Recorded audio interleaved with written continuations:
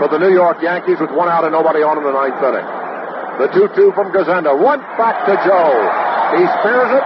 He throws to Tom McCraw at first, and there are 2 outs. And some youngsters are coming out on the field. This will not be a complete game unless they get back. This will not be a complete game unless they get back. So we certainly hope that this ball game can be concluded. The players now are clearing the field as pandemonium is broken loose, and the field is filled with many souvenir hunters. The Senators lead 7-5 with 2 outs. Police are trying to restore order, but the crowd continues to mill all around the field. The Senators are 1 out away from victory. Realistically, they're a lot closer to defeat because they'll never get this ball game underway again. The bases are gone. There's a patrolman standing on home plate, another one on the mound, and they're very rapidly becoming outnumbered. It may well be that the Senators will be denied their final victory.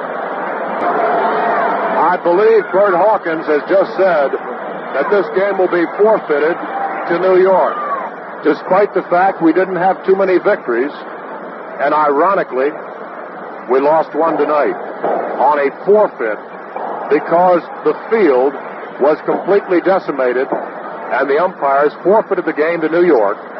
Rule 417 in the rule book says a game shall be forfeited to the opposing team when a team is unable or refuses to place 9 players on the field. Well, the Senators were unable to continue because of the many fans on the field, and so this one will go into the record book as a New York Yankee victory. Then with 2 outs and the bases loaded, some of the 25,000 faithful tried to help the home team a little too much. A couple of guys ran out. The right fielder then was Jeff Burroughs, and a couple of fans ran out in the field, and one of them grabbed his cap. And Burroughs chased him, and the fans came on the field. Oh, it was terrible. And and then the Rangers players were out there, and Billy Martin was right in the front of them. And the Indians charged out on the field. As they weren't fighting each other as much as they were fighting the fans to keep the protective thing. Umpire Nestor Shylock tries to restore order and continue the game, but his efforts are in vain. Nestor Shylock, forfeited the game, and later, after this, then we went down to interview him. And he said, it was like a jungle out there, man. It was like a jungle out there. Somebody might have gotten killed, and he was right.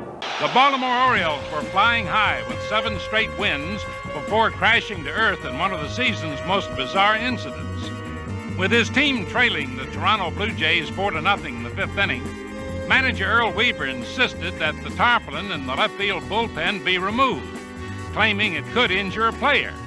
Umpire Marty Springstead said it was a league policy to leave it there during rain. Weaver refused to play unless the tarp was removed.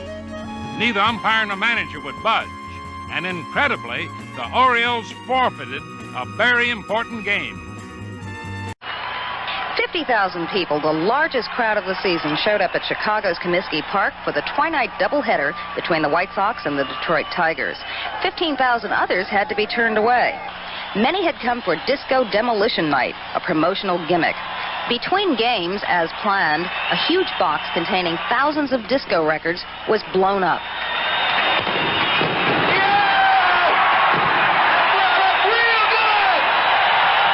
The rest was unplanned.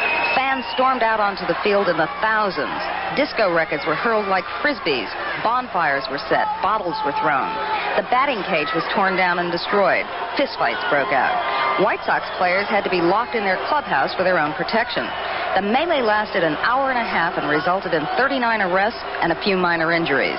The baseball fans missed the second game. It was forfeited to Detroit. Autograph balls tonight, and now they're showering into to right field. Now they're telling the players. Bottom of the 7th, the ball is coming out of the stands. Home plate umpire Jim Quick talks with Tommy as he pulls the players in. The game delayed a few minutes. Then in the bottom of the 8th, 2-1 cards. Eric Caro strikes out looking. He was later ejected in the 9th. Raul Mondesi, a 3-0 count against Tom Hankey.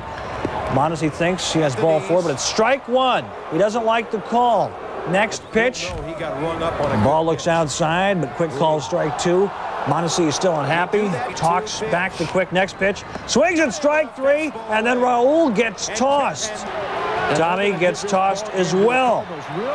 The fans throw balls on the field. Bob Davidson calls the players in, apparently calling the game. Tommy tries to calm the undisciplined fans. Ryan Jordan argues with some of the Dodger fans. They try to resume the game, and then crew chief Bob Davidson finally calls it a forfeit, and the Cards win. They get the win in the forfeit. The stats do count.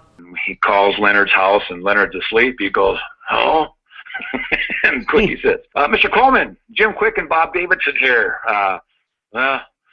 We had a forfeit the game here at Dodger Stadium, and you must have done a something." What?